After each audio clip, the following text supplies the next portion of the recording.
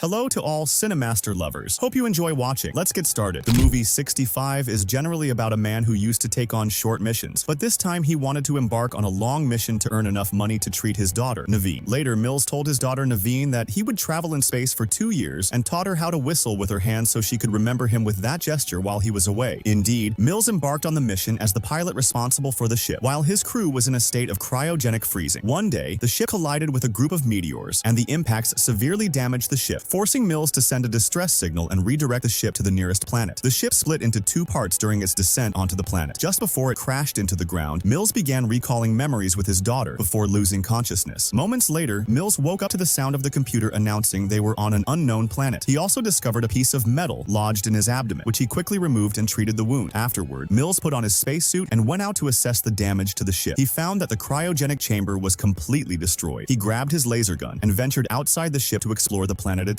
Mills walked on a dangerous, unknown planet surrounded by giant creatures everywhere. After some time, he found the corpses of his crew, all of whom were dead. Mills returned to the ship and discovered that the escape pod was in the other half of the ship that had broken off during the landing. He sent another distress signal, stating he was on an unknown planet. Feeling despair after losing his crew, Mills pointed his gun at himself, intending to end his life. However, memories of Naveen stopped him. To motivate himself, he gathered all the tapes Naveen had sent him and began watching them. Suddenly, the computer informed Mills that one of the cryogenic capsules was still functioning and nearby. Mills went to the capsule and was surprised to find a young girl named Koa inside. Mills noticed large predator footprints and, upon closer inspection, determined he was on Earth 65 million years ago during the time of the dinosaurs. After some time, Mills returned to the ship carrying Koa, deciding to escape the planet to save her. He asked the computer to locate the other half of the ship, but it couldn't pinpoint the exact location. Mills ventured out again to explore and found massive animal bones, indicating the area was extremely dangerous. He also encountered a hot spring, which startled him as it was his first time seeing such a phenomenon. Continuing his exploration, Mills noticed something shiny in the distance. Upon examining it with his equipment, he discovered it was the second half of the ship. He began planning how to reach it. Suddenly, a small dinosaur attacked him. Mills fought with the dinosaur, eventually overpowering and killing it with his gun. Exhausted, he rested but soon heard a sound coming from the forest. When he investigated, he discovered that Koa had left the ship. Mills ran after her to bring her back, but she was scared and kept running until he finally caught up to her. They both fell beside a large dead dinosaur. Suddenly, the nearby trees began shaking, revealing a massive creature approaching them. Mills quickly grabbed Koa and fled with her to the ship. Mills treated the wound Koa had sustained during the fall and tried to explain their situation, but Koa couldn't understand him as she spoke a different language. When Mills attempted to use the ship's computer to translate, he found the translator was broken. He resorted to drawing in the red sand to communicate with her. Mills drew a mountain with the second half of the ship on it, explaining they needed to reach it to escape. Koa also drew, indicating she was searching for her family. To comfort her, Mills lied, saying her family was also on the mountain. Before starting their journey to the mountain, Mills sent another distress signal, mentioning he had found another survivor. Meanwhile, Koa found Naveen's recorded tapes and played them. The tapes revealed that Naveen's illness had worsened a year after her father left. In the first few months of his journey, Naveen sent cheerful messages, expressing pride in her father. Over time, however, she grew angry at his absence during her illness. When Mills saw Koa watching Naveen's recordings, he turned them off and told her they needed to leave immediately. Mills prepared supplies for the journey, and they set off toward the mountain, being cautious not to make noise to avoid attracting predators. After walking for a while, Koa noticed something shiny in the sky but didn't comment. Bored, she began throwing wild berries at Mills. Annoyed, Mills warned her that the berries were poisonous and told her to wash her hands. Later, Zrenia, an insect, landed on Mills's neck. He killed it, but a sticky liquid from the insect got on it. Mills tried to wipe it off on a tree, but the substance was like glue, sticking to part of the tree and his hand. Koa laughed at him, so he playfully threatened to touch her with his sticky hand. Their game was interrupted when a tree branch fell nearby. At that moment, they heard noises coming from a nearby area. When they investigated, they found a small dinosaur trapped in a pit of sticky material. Koa felt sorry for the dinosaur and ran to help it, despite Mills's warnings about the danger. Ignoring him, she continued to assist the dinosaur. Mills eventually joined in, hoping to speed things up so they could leave. Together, they freed the dinosaur, but as soon as it was out, a group of predators attacked and devoured it. Mills pulled Koa away and hid with her, not wanting her to witness the gruesome scene. However, Koa was still upset and cried over losing her new friend. The two continued their journey, stopping at a river to wash their faces and fill their water bottles. Mills was concerned about the wound on his abdomen, but having Koa with him gave him strength, as she reminded him of his daughter, Naveen. I found some beautiful flowers by the river and kept pestering Millsy until I made him put one of them on his head. After a minute, Millsy's device lost signal and couldn't locate the cheese, so Millsy climbed a tree, hoping to strengthen the signal a bit and locate it. But suddenly, a bug landed on Millsy's hand. Millsy threw the bug away, and this sudden movement caused him to fall from the tree. As a result of the fall and the height he fell from, Millsy's shoulder was dislocated. Millsy asked Koa to help him and push his shoulder forcefully until it returned to its natural position. At the same time, a group of of dinosaurs heard the noise, and they headed toward us to attack. As soon as Millsy saw the dinosaurs coming toward us, he encouraged me and leaned on his arm to make it easier for me. Indeed, I managed to fix his shoulder just in time. Millsy quickly grabbed his weapon and started firing at the dinosaurs. The dinosaurs were getting closer to Millsy, so he ordered Koa to flee the area. He used small bombs and threw them at the dinosaurs. Millsy successfully got rid of a large number of dinosaurs, but a few remained and were attacking him. Millsy used his rifle and killed the remaining dinosaurs. Meanwhile, I had escaped to another place and saw a different type of flying dinosaur there. I was terrified of the dinosaurs, so I hid behind another rock. But unfortunately, another dinosaur appeared in front of Koa. Before it could attack Koa, Millsy appeared just in time and killed the dinosaur. What Millsy didn't know was that a third dinosaur was hiding. As soon as it saw an opportunity, it took it and dragged Koa away from Millsy to eat Koa. Millsy ran after the dinosaur to save Koa. When he got close enough, he fired a shot into the air, scaring it off and making it back away from Koa. After what happened, I was terrified of everything and refused to let Millsy come near Koa. Millsy understood my fear and decided to give Koa some time to calm down. When night fell, Millsy started whistling with his hand in the same way he used to whistle for his daughter Nevine. His plan worked, and the whistling calmed Koa down a bit. Finally, she decided to continue the journey to the mountain with him. After a long walk, the two of us reached a cave and decided to spend the night there. Millsy placed sensors around the entire area to alert us if any danger approached. He also used his device to look at the sky and discovered something shining. It turned out to be a meteor heading toward Earth. However, the meteor was small in size, meaning it wouldn't affect or harm us. At that moment, I pulled out one of Nivine's tapes. At first, Millsy was upset with Koa, but he decided to play the tape because seeing Nivine comforted both of us. Millsy tried to sleep several times but couldn't because he kept remembering the day his wife called him to tell him that their daughter Nevine had died. Later, Millsy woke up to the sound of the sensors, indicating danger was near. He went to check on Koa. There is a giant bug was inside the mouth of the girl. Millsy used a tool he had with him to kill the bug. He let Koa spit out the rest of the bug to the side. At the same time, the sensors picked up something else, but this time, the alarm was stronger, indicating a greater danger. Indeed, a giant dinosaur entered the cave. Millsy fired at the giant dinosaur several times and escaped with me through a smaller opening in the cave. What they didn't know was that a smaller dinosaur had followed them and entered through the opening with them. After walking for a very long time, Millsy and I reached a dead end. Millsy noticed a small opening in the wall and tried to widen it with his hands. After hours, Millsy could only widen the opening by a few centimeters, which obviously frustrated it. I refused to give up like Millsy did and kept yelling at him to take her to my family. Suddenly, an idea came to his mind. Millsy used the small bombs he had and blew up part of the opening. The opening indeed became slightly larger, allowing Koa to enter and explore it because of my small size. She told Millsy there was an exit on the other side and asked him to follow her. But suddenly, the opening collapsed in front of Millsy, and he lost contact with the girl. At that moment, Millsy heard a strange sound coming from behind him, so he grabbed his rifle, pulled out his device, and started locating the dinosaur. The dinosaur tried to attack Millsy from behind, but Millsy managed to avoid the attack. On the second attempt, the dinosaur reached Millsy, causing him to drop his rifle. The dinosaur dragged Millsy away and bit his arm. Millsy resisted with all his strength until he managed to reach his device, releasing a sonic wave that hurt the dinosaur. Taking advantage of the situation, Millsy grabbed his rifle and killed the dinosaur. Meanwhile, Koa managed to exit the cave, but I was sad because I was alone. I found a large bone that I could use as a weapon. To make the weapon more effective, I poisoned it using toxic wild berries, wrapped it in a tree leaf, and carried it on her shoulder. After a minute, Millsy managed to exit the cave as well and saw a massive meteor heading toward the planet. Millsy used his device to confirm what he was seeing. As for the small meteor, it was just a broken piece of the larger meteor currently approaching. According to the device, the massive meteor was expected to hit Earth within hours. Its enormous size would destroy all forms of life on the planet. Millsy wasted no time and quickly went to look for Koa. He found Koa when he heard Koa screaming because a dinosaur was attacking Koa. I fled from the dinosaur and hid in a tree trunk. Millsy ran toward Koa at full speed to save her, but unfortunately, he got stuck in quicksand. Millsy kept calling out to Koa for help, but she didn't come to him, and Millsy sank into the quicksand. Koa heard Millsy's voice calling out to Koa, so I gathered my courage and waited until the dinosaur entered the tree trunk. Koa threw the small bombs I had at the dinosaur and quickly ran away from the area. After I killed the dinosaur, Koa went to where Millsy was and used tree branches to successfully rescue him from the quicksand. As soon as Millsy got out of the quicksand, he hugged Koa gently and explained that we needed to leave this place as quickly as possible before the meteor struck the Earth. Indeed, the two of us started running the remaining distance to the mountain. By nightfall, we finally reached its base. Millsy tied a rope around Koa and let Koa climb up first. When I reached a suitable spot,